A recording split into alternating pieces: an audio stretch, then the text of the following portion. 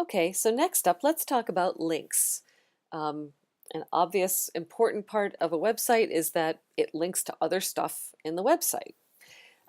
So let's take a look at just a plain piece of content and add some links to it. So I'm going to edit this piece of existing content, and I can do that by either mousing over the upper right-hand corner of the piece of content and choosing Edit, or I'm kind of lazy, I just scroll down and look for the Edit link. Okay. And so again, here's my existing text. And if I want to create a link to something, first of all, if it's outside the college website, I need to have that link copied somewhere so I can paste it in. Or I could type it, but the odds that I make a mistake typing are pretty high, so I'm just going to copy a link. So I have CNN open here in another tab, and I'm going to copy that URL, go back to my page, and I'm going to make this text a link. So here's my text. I select the text. I click this little icon, which is the link icon. It's a world with a little chain in front of it. And it asks me for the URL that I want it to go to. And literally, I just paste it in to the URL field. While I'm here, one of the nice things to do often is that you don't want a link to overwrite the page that you're on. So if that's true, click this Target tab, and under Target choose New Window, which means it's going to pop up into a new window.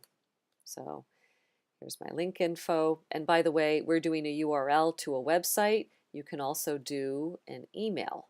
So if you wanted to put in a link to someone's email address so they could email someone easily from your website, you can do that.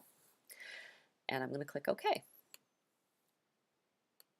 And so that's a link to an external website. Let's say I wanted to make a link to an internal web page, something that's already in our college website. So here's another tab, and I'm going to copy this URL. Same procedure, and I'm going to create a link here. Highlight what I want to be a link, click the link icon, paste in the URL, but stop here for a second. First of all, you'll see that it's got this HTTPS. It copied that because I was logged in, but for most people are not logged in, use HTTP, the plain one. And now this next step is sort of a nice to have, but I still like doing it. You don't actually need this www.wellesley.edu part because it's already on that site. So I like to just remove that, and actually that changes the HTTP to other. Okay, so in other words, it's not going to go up to the tippity top and go look for www.wellesley.edu. It's just going to go straight across to this page, Drupal style guide. And again, I'm going to change this to open in a new window and click OK. All right, so here are my two little links. I click Save. And I can see here that if I mouse over the CNN link, sure enough, it's going to, www.cnn.com. You can see that in the lower left-hand corner.